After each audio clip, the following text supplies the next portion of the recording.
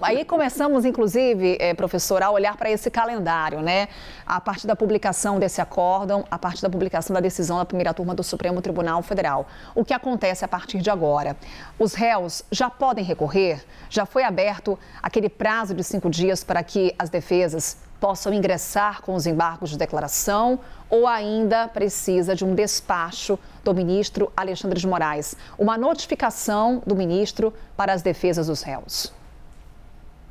Carol, com a publicação do texto final do acórdão, que é o grande momento esperado, as partes são cientificadas através dos seus advogados, iniciando-se ali o prazo para a oposição dos embargos de declaração para a interposição dos recursos de uma maneira geral, Carol. Mas por que sempre se fala antes dos embargos de declaração? E aí você acertou bem, é de fato o primeiro recurso possível.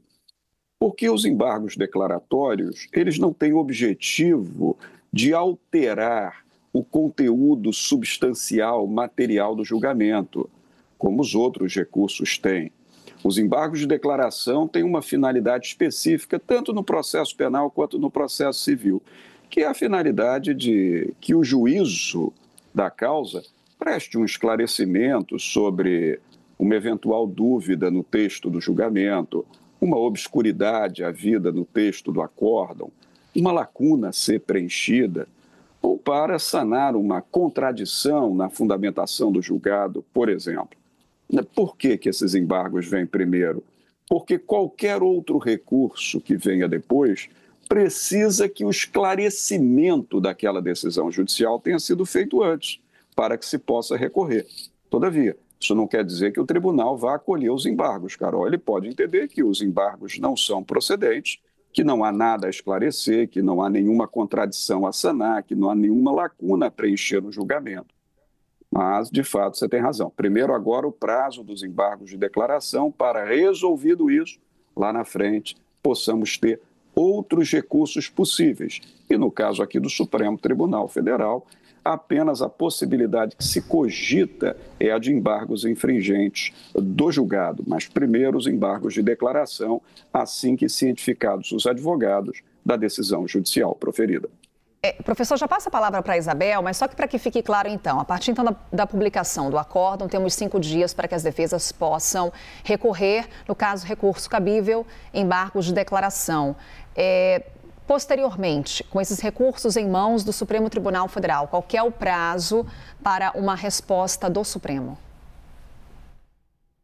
Sim, então uma vez opostos os embargos, não há um prazo propriamente dito para que o julgamento seja feito, porque os prazos, Carol, para que o órgão judicial, seja ele qual for, Supremo Tribunal Federal, varas na primeira instância, desembargadorias nos tribunais de apelação, seja qual for o órgão judicial, os prazos que a lei fixa para que os julgamentos sejam feitos pelos juízes são considerados pela jurisprudência, Carol, prazos impróprios. O que significa dizer? Que qualquer descumprimento seu não gera qualquer espécie de sanção ou nulidade. Então, na verdade, o tempo que o tribunal vai levar para apreciar os embargos de declaração não é um tempo balizado em prazo fixado na norma jurídica. Agora, nós sabemos que o próprio objetivo, mais do que isso, o compromisso do tribunal é de julgar o quanto antes, porque o tribunal não quer que esse julgamento dessa ação penal tão importante atrase, porque isso poderia produzir resultados políticos negativos no exercício das eleições no ano de 2026. Então, o tribunal certamente vai correr para decidir. Eu apostaria, Carol, em curtíssimo prazo para julgamento dos embargos de declaração.